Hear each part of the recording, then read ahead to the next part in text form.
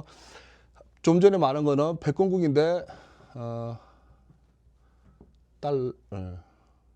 돈에 대한 패권이 있고요. 지금 말할 패권의 이야기는 이게 이제 산업 패권이에요. 산업 패권. 이 산업 패권이 나중에 이렇게 가면 기가 막히게 AI 쪽에 들어갑니다. 아시겠죠? AI 쪽에 이제 이렇게 연결해서 이야기를 해보겠습니다. 이 패권, 산업 패권을 가지고 옛날 과거에서 살짝 그냥 훑어서 가면서 이제 AI. 그래서 내가 이야기하다 보면 사람들이 이게 막 이렇게 빠진다 하더라고. 어디 30% 많이 빠진다 하더라고. 그래서 보고 읽더라도 적어왔습니다. 왜냐면 빠지면 시간 안에 다 못할 것 같아서 조금 보더라도 양해해 주기 바랍니다. 왜냐면 내가 말을 이게 중간에 생략한 것들이 너무 많아서. 그러니까 나도 중간에 튀어나올 수가 있는데 눈치껏 보면 길다 하면 인상을 찡그려 주면 내가 또 넘어가도록 자 하겠습니다. 이제 그래서 이게 AI가 지금 AI 하고 있기 때문에 왜 AI가 그 산업 패권하고 무슨 상관이 있는지 한번 이야기해 보도록 하겠습니다. 1999년에 우리나라 IMF가 오고 2000년에 이게 우리나라 IMF가 오지. 2000년에 이거 뭐냐면 IT 버블이 터집니다. 아시겠죠? 예. 그래서 여기 나중에 IT 버블이 또 다음 강의에 연장되는데 이게 두 개 다 할 수 있을지 모르겠는데 일단 오늘은 IT 버블을 하고 또 AI하고 연계해서 뭐 종목에 대해서도 나올 건데 그거는 다음 시간에 한번 또 이야기하는 거 하고 아무튼 2000년대 이후에 IT 버블을 통해서 전 세계는 뭘 한 것 같습니까? 이게 2000년 2000년 요 앞으로는 뭐라고 있었을 것 같아요? 돈으로 봤을 때 금리가 높았단 말이에요. 금리도 높고 아시죠? 금리가 높았단 말이에요. 근데 이 IT 버블이 터지고 난 다음부터는 전 세계적으로 뭘 했다고? 양적 완화를 했습니다. 그리고 금리를 요 시대 딱 이렇게 딱 잘라서 요 시대보다 금리를 점점 내리게 하기 시작했어요. 그래서 점점 내려가서 2008년에 또 뭐 터져? 그거 뭐 터지지? 금융위기가 터집니다. 그 리먼 브라더스 사태인데 갑자기 생각이 안 나. 서브프라임 모기가 딱 터집니다. 그때 딱 정점 찍어요. 제로 금리로 갑니다. 아시죠? 그래서 이때부터 양적 완화를 하게 됩니다. 근데 이제 부동산 이야기를 잠깐만 우리나라 부동산 이야기를 하면은 1990년도 요때도 부동산이 활발했냐 부동산을 활발했다기보다는 돈이 있는 사람이 돈이 많아서 그래서 그냥 집을 한 대 사는 거야. 그럼 뭐 어디 사겠어요? 지방보다는 뭐 서울 수도권이겠지. 수도권 서울 이런 데 산단 말이야. 그 대부분 사람들이 이때는 뭐 하냐면 열심히 일을 해서 돈을 모아서 뭐 한다고 집을 한 채 사는 목적이었지. 투자 목적은 그렇게 없었단 말이야. 근데 투자 목적을 가게 된 건 2000년 이후라고 우리나라가. 근데 2000년 이후에 IT 버블 때문에 이게 이제 양적 완화를 할 수밖에 없었다고. 왜 양적 완화를 할 수밖에 없었냐는 거지. 요때까지 산업이라서 물건을 많이 팔고 팔아서 이윤을 남겨서 또 투자를 하고 이윤을 남겨서 투자를 하는 건데 이게 깨져버렸어요. 요때 넘을 때. 산업이 팽창했기 때문인데 아무튼 이제 양적 완화가 하게 된 것은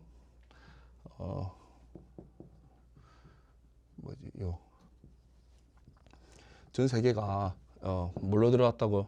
저성장. 그래서 나중에 우리가 곧 만나게 될 게 양적 완화가 있습니다. 우리가 또 새. 아무튼 이제 2025년 11월에 QT가 종료되고 12월에 QE를 하거든요. 양적 완화를 해요. 근데 양적 완화는 대부분 뭐라고 말을 하면은 미국 국채를 미국제 10년물 국채를 사는 것을 양적 완화를 해. 10년 장기 국채를 사는 게 양적 완화인데 여기 때는 뭐냐면 말장난이거든. 근데 팔 보고 야 단기 국채를 산다고 했단 말이야. 단기 국채를 산다고 파월이 이야기했단 말이야. 그러니까 기자가 질문 단기 국채를 사는 것도 야 양적 완화 아니냐? 이게 양적 완화 아니다. 양적 완화는 아니지만은 단기 국채를 산다 계속 이야기합니다. 말장난. 단기 국채 사는 것이 어찌 보면 QE 양적 완화에 속하거든요. 근데 그렇게 이게 다 단기 국채를 샀다는 뜻은 연준은 결국 뭐 봤다고? 양적 완화. 나중에 장기 국채를 건들 수도 있다는 겁니다. 조만간에 올해. 봐봐. 그러면 장기 국채 뭐고 QE 양적 완화지. 장기 국채를 산다는 것은 QE 양적 완화라 그래. 양적 완화를 산다는 것은 뭐 저성장. 조만간 우리도 어떻게 저성장. 예, 저성장. 양적 완화 한다는 뜻은 뭐냐면 저성장. 이쪽에 버블이 터져서 양적 완화됐다. 전 세계 양적 완화 한다 했잖아. 양적 완화를 한다 했는데 왜 양적 완화를 하냐고 봤을 때 전 세계가 산업이 저성장으로 들어가기 때문에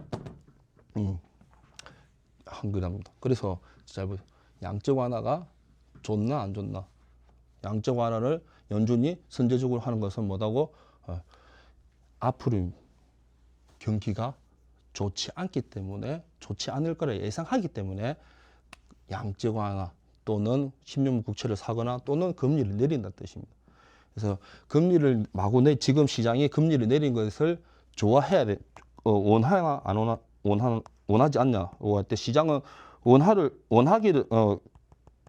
금리 내리기를 원하는데 내리면 안 돼. 금리 내리면 안 돼. 사실상. 그래서 뉴스를 볼 때도 금리를 내려야 된다고 뉴스가 나오면 좋지 않다는 거죠. 근데 실제로 금리가 어디고 연준에서 금리를 내려버리면은 좋지 않다는 거죠. 근데 특수한 경우는 있습니다. 몇 개 특수한 경우는 앞 시간에 내가 몇 개 말씀드리는데 그 또한은 뒤에 가면서 이야기하도록 하겠습니다. 아무튼 양적 완화는 저성장으로 들어가기 때문에 양적 완화를 한다는 겁니다. 그래서 저성장 들어가게 되면 이제 저성장 들어가게 돼서 이제 패권 국가 사이클이 나와. 사이클이 나오는데 이 사이클이 뭐냐면 산업입니다. 산업 사이클. 돈 말고 돈 말고 산업. 우리가 만드는 제조 공장 만들어서 이 산업이 옮겨간다는 거.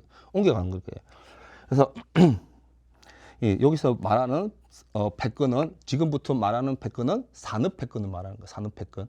그래서 말하면 이제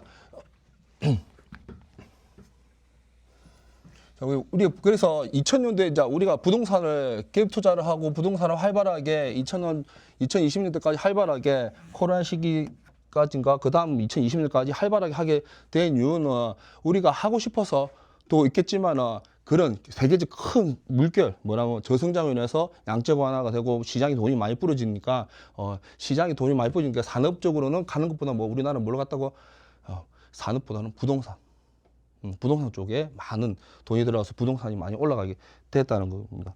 그래서 그러면 이제 산업 그러면 이제 산업패권 영국이 산업혁명을 하게 됩니다. 산업혁명 하기 이전에는 삶이 그냥 비슷비슷합니다. 근데 산업혁명을 하면서 영국이 처음 산업혁명을 하면서 돈을 많이 벌게 됩니다. 왜냐하면 또 기하급수적으로 뭘 만들어내기니까 빨리 만들어서 많이 팔니까 팔단 말이야. 물건을 판단 말이야. 근데 물건을 팔면 처음에 물건을 잘 팔아요. 팔아서 이문이 많이 남는단 말이야. 그러면 이게 제조다. 다 제조입니다. 제조인데 물건이 팔아 남으면 계속 풀고 남으면 문제점 하나 있어요. 뭘까요? 물건을 만들어서 해가 지나면 사람들은 뭘 바라요? 임금을 바랍니다. 임금 상승 온단 말이야. 그래서 임금 상승도 오고 물가도 올라간단 말이야. 물건 가격이 계속 올라갑니다. 산업혁명을 통해서 물건을 처음에는 싸게 팔지만은 계속 지나가면 이 물건 가격은 어떻게 된다고? 비싸진다. 비싸진 이유는 임금이 올라가기 때문에. 그래서 임금이 올라가고 물건 가격도 올라가고 그렇게 되면 뭐가 온다고요? 인플레이션. 그럼 인플레이션 오면 이 인플레이션을 밖으로 보내야 된다고. 왜냐하면 인플레이션을 계속 가지고 있으면 물건 가격이 계속 올라가기 때문에 싸운단 말이에요. 다 가질 수 없기 때문에. 맞다니까. 돈 있는 사람만 가질 수 있는데 물건 가격이 계속 올라가면은 할 수가 없단 말이야. 그래서 인플레이션을 요것을 다른 나라, 그래서 이 공장을 잊으신다. 공장을. 산업혁명에 이 물건을 만든 공장을 어디로 오르면 유럽 쪽으로 공장을 옮깁니다. 잘 봐, 비슷하단 말이야. 우리나라 SK 하이닉스, 하나, 현대차, 그 다음에 누구야? 삼성, 이런 기업들이 잘 봐봐. 우리나라 공장이 여기 있다가 어디로 간다고? 지금 미국으로 간다. 미국으로 넘어가는 거 비슷합니다. 조금은 다른데 일단 넘어간다. 자, 넘어가면 잘 봐봐. 영국 애들이 공장을 유럽으로 옮겼어. 유럽으로 옮겨서 그럼 인플레이션 있으면 이 영국 애들은 이 공장이 필수용품, 필수재 같은 것을 유럽에서 만들어서 수입해서 사는 게 훨씬 싸. 그래서 이렇게 산단 말이야. 그러면 영국 애들 뭐만 한다고? 소비만 한다고. 소비만 하면 돼. 그러면 생산은 없고 소비만 한단 말이야. 그럼 결국 어떻게 돼? 망한단 말이야.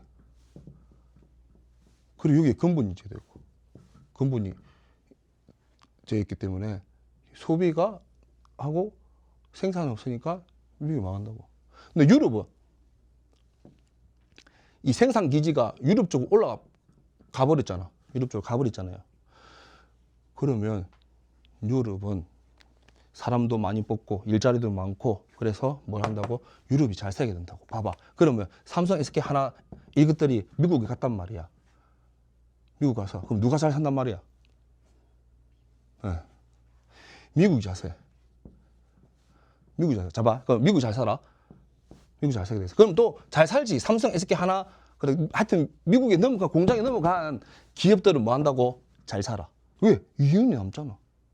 그런데 대한민국, 요 하나 대한민국 국민은 어떻게 돼? 똑같아.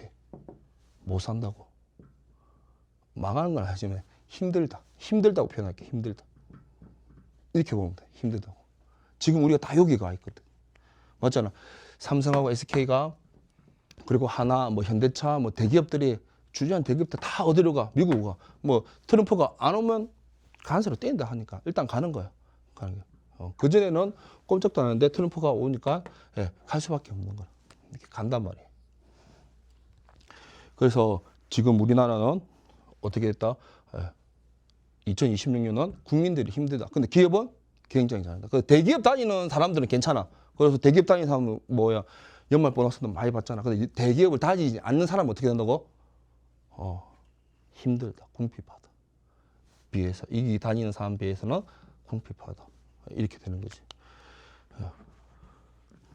거의 똑같습니다. 그래서 유럽으로 가게 됩니다. 인플레이션은 또 그럼 유럽도 또한 계속 물건을 만들고 이렇게 하면 또 영국과 같이 뭐가 생겨요? 인플레이션이 생깁니다. 인플레이션이 생긴단 말이야. 그런데 그 전에 인플레이션이 생기기 전에 얘들 인플레이션 때문에 또 그거 되긴 됐어. 뭐가 일어났어요? 유럽에서 뭐가 일어났어요? 전쟁이 일어났다. 전쟁. 전쟁. 1차하고 2차 대전이 일어나서 이 유럽에 뭐가 막 아까 요 공장 이전한 것들이 다 풍기 박살났어요.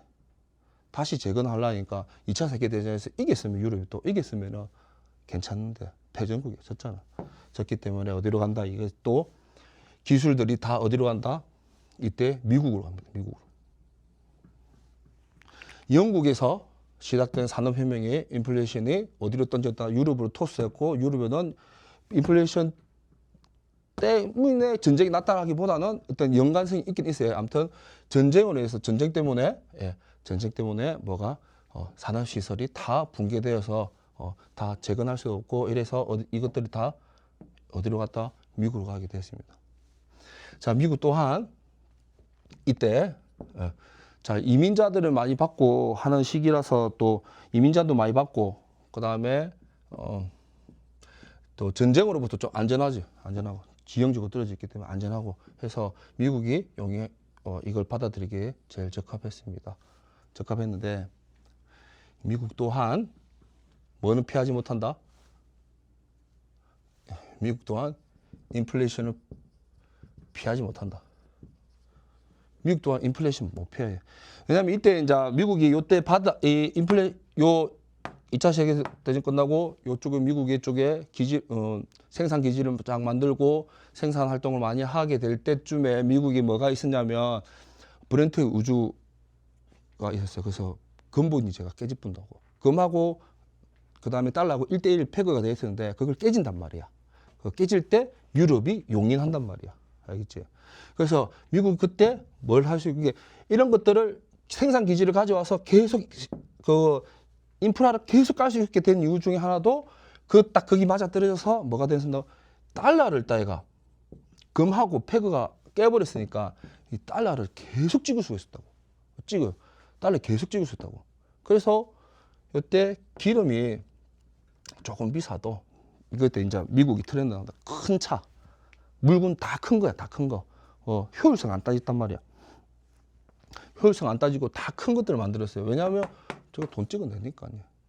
별 뭐, 야, 물건 가격 좀 올라가봐 어때? 아유 좀 더 해야지. 뭐 이래 했단 말이야. 그런데 이건 오일 쇼크가 아마 1970년도에 터진 오일 쇼크.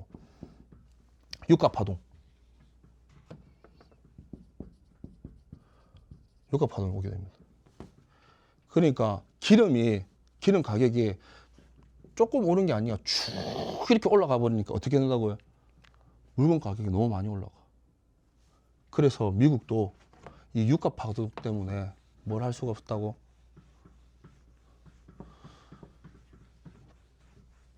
유가 파동 때문에 계속 이 생산 기지를 가질 수가 없다고. 물건 가격이 계속 올라가는 거니까. 이 또한 인플레이션이 유가 파동으로 인한 인플레이션이 어디로 가게 됩니까? 이때 2차 세계대전 때 일본이 죽을 똥 살똥 하고 있을 때 이게 완전 얘들이 그 뭐고 2차 세계대전 때 얘들이 힘들었어요. 많이 힘들었죠. 패전국이 돼서 많이 힘들었어요.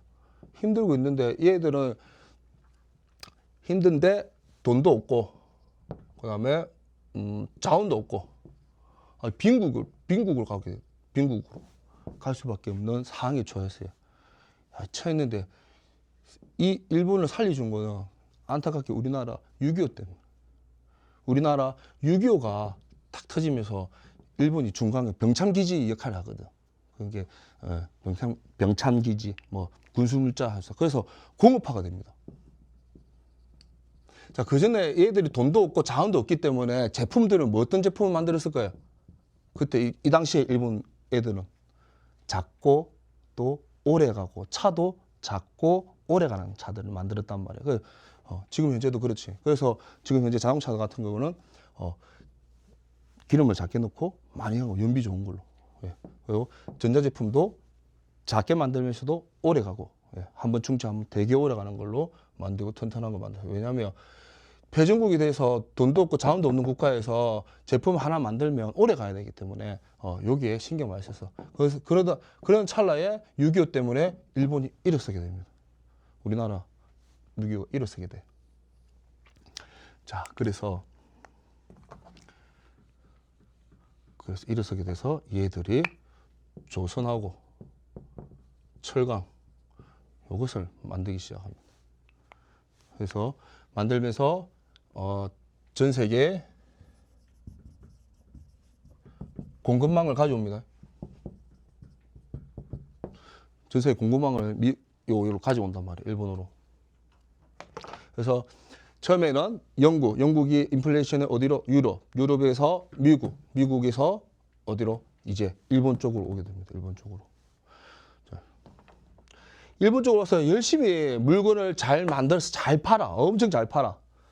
그래서 이때 일본 애들이 이때 엄청 전성기였지. 근데 한 방에 훅 간단 말이야. 뭘로 훅 갈까요? 일본 한 방에 훅 갑니다. 한 방에 훅 가.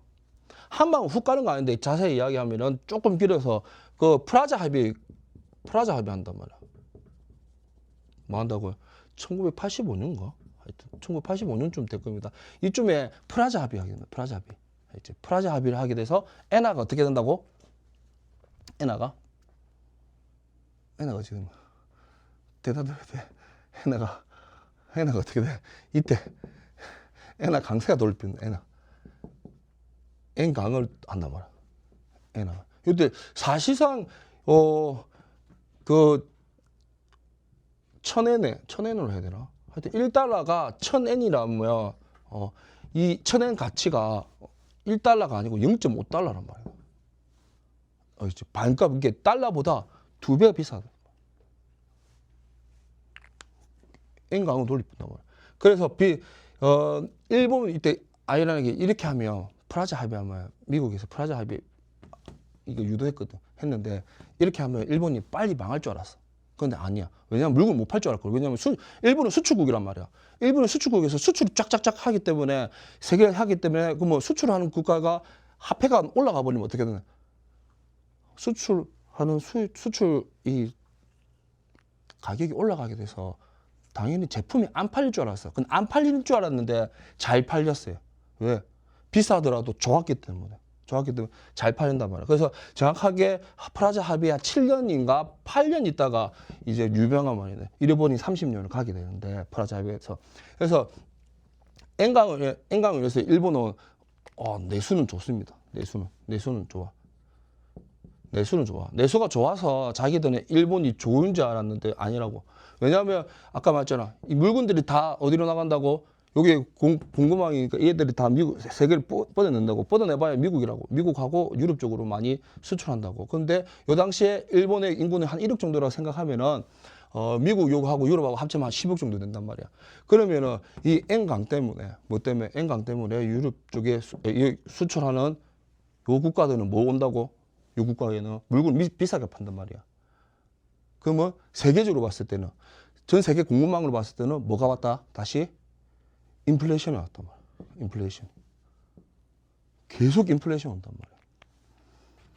그래서 이 인플레이션 온 게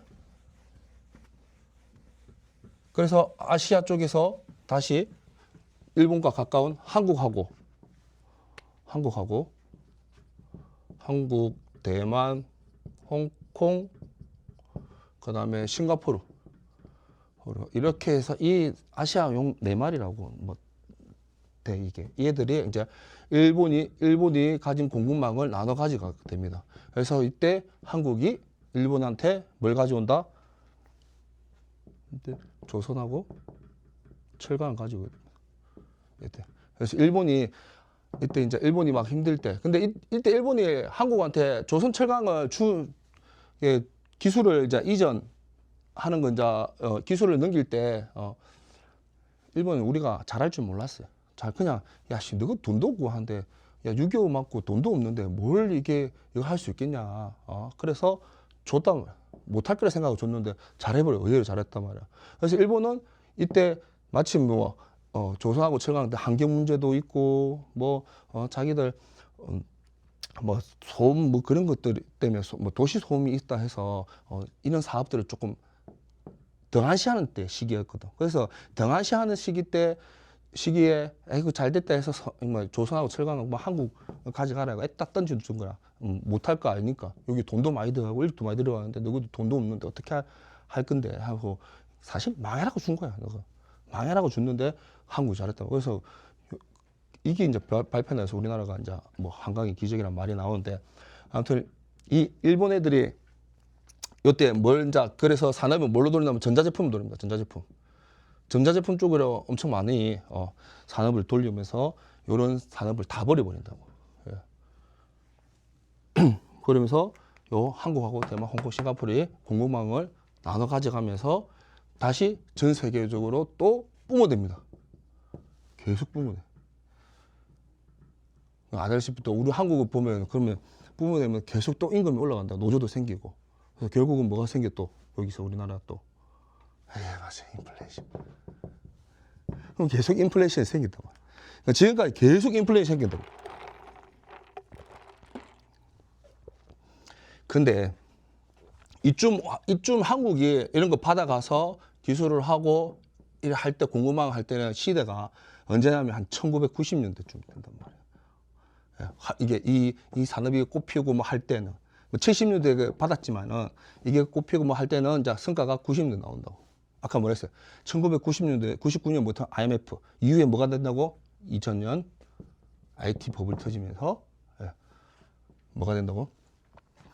저성장 들어가게 된다. 자, 이 인플레이션 터져서 이 인플레이션이 어디로 가게 되냐면 중국으로 가게 됩니다. 중국으로. 그래서 이때 2000년대부터 중국이 엄청 많이 성장을 됩니다. 그런데 얘들이 성장을 하는데 중국 또한 계속 물건을 뿜어내면 인플레이션은 오겠어 안 오겠어요? 당연히 온다고 생각하거든. 그런데 여기서 약간 문제가 하나 있는 게 그 앞전에 요 중국어 이게 한국에 가기 전 요 앞전까지는 앞전하고 뒷전하고 요하고 뭐가 달라졌단 말이야. 뭐가 있다고? 양적 완화. 그래서 인플레이션이 생겨서 중국어 같지만 물건을 쭉쭉쭉쭉 뿜어내지만은 뭐도 같이 떨어진다고 인플레이션도 오지만 뭐도 떨어진다고 화폐 가치도 같이 떨어진다고 많이 떨어진다고. 물건을 찍어내면 찍어낼수록 뭐가 떨어진다고? 화폐 가치가 떨어진다고. 이 딜레마에 빠진다고. 근데 중국이 이렇게 선택된 이유가 중국이 인구가 엄청 많잖아요. 그래서 우스갯소리도 중국말이 있어요. 야, 기계를 시스템화를 시켜서 찍으면 빨리 찍고 한데 왜 안 하냐. 그러니까 설비 투자해서 공장을 지어서 물건을 찍는 시간에 뭐가 한다고? 누가 한다고? 사람이 해버려, 사람이. 그래서 뭘 안 한다고? 공업화가 좀, 산업화가 조금 늦어집니다, 애들이. 예. 그래서 워낙 인건비 비쌌기 때문에. 그래서 이 당시에 뭐 한다고? 중국이 선택받게 되는 이유가 뭐고? 화폐 가치 속도가 떨어지는 것보다 뭐가 부러지는 속도가 빠르다고? 물건이 전 세계적으로 부러지는 속도가 더 빠르고 양이 많기 때문에 뭐가 없었다? 희한하게 2000년도부터 코로나 올 때까지 뭐가 없었다고? 인플레이션이 없었습니다. 인플레이션이. 왜냐하면 봐봐. 화폐를 찍어내야 된다. 물건 만들면 화폐를 찍어내고 물건을 팔아야 되고 이 순환이 계속 돌아가게 되면 화폐 가치는 떨어진단 말이야. 그런데 이 화폐 가치가 떨어지는 속도보다 뭐가 많이? 생산이 더 많이 공급을 때려버리면 이게 된다고. 그래 됐다고. 근데 여기서 문제가 생겨버려. 일본도 마찬가지고 프라자 합의를 때리는 것도 마찬가지고 얘들 때리니까 인플레이션이 없게 되는 거야. 물건이 계속 부르니까 인플레이션이 없다고 중국을 알게 된 거야. 미국 성장도 계속 높아지지. 중국 성장도 계속 높아집니다. 엄청 10몇 프로. 근데 한 7%인가 10% 밑으로 딱 떨어질 때 있어요. 이때 뭐 하면 미국은 중국을 칠 계획을 합니다. 사람이 약간 내피셜일 수도 있는데 내피셜은 아닌데 아무튼 중국은 이 물건을 제일 뽑아내니까 어떻게 한다고? 돈을 번다고. 다른 생각한다고. 달러를 내가 어쩌면 제낄 수 있다. 그건 진짜 제낄 수 있었어. 왜냐하면 진짜 그때 했으면 제낄 수 있었을 거라.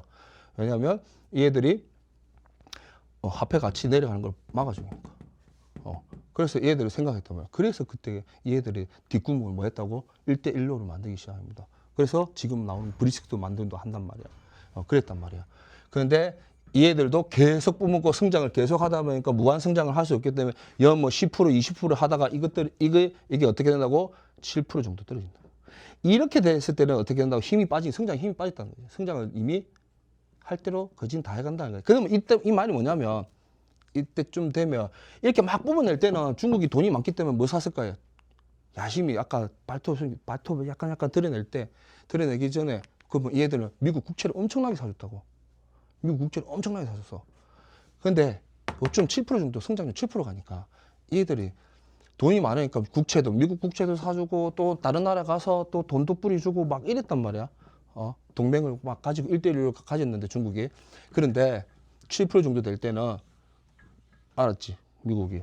쟤들 언젠가 우리 칠 것 같다. 하지만 국채도 사주는 게 뭐가? 비율이 떨어지기 시작했다고. 그래서 그때부터 슬슬 그런 게 나옵니다.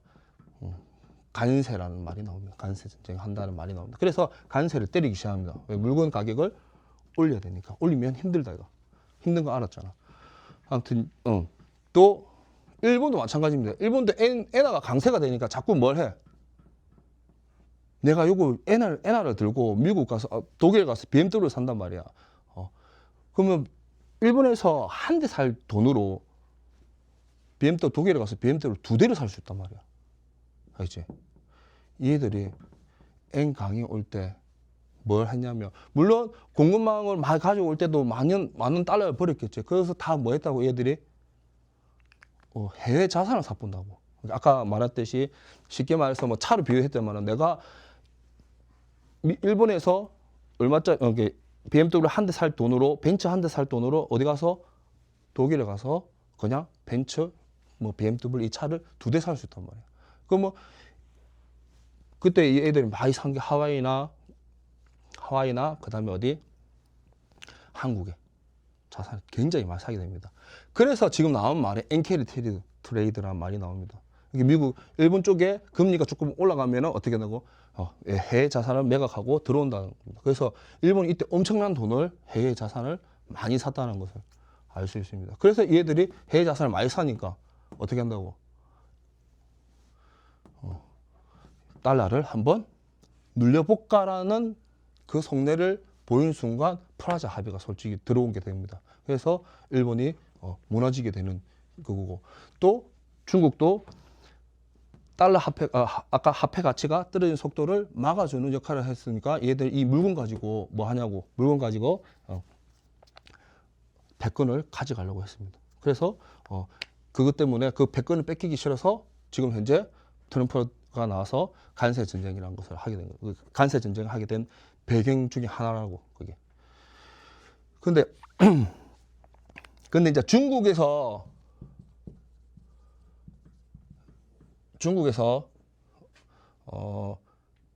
어차피 물건 계속 찍어내면 공급망을 또 찍어내면 인플레이션 오게 돼 있습니다. 그럼 이 중국에 있는 공급망은 또 다시 인도나 또 다른 데를 가야 된단 말이야. 갈 수 있냐거든요. 이제 갈 수 있냐? 이제 갈 수 있냐에 대해서 이야기. 중국에 있는 이 공급망을 이제 어디야? 다른 나라로 공급망으로 이렇게 보내줄 수 있겠냐에 대해서는 잠시 쉬었다가 하도록 하겠습니다.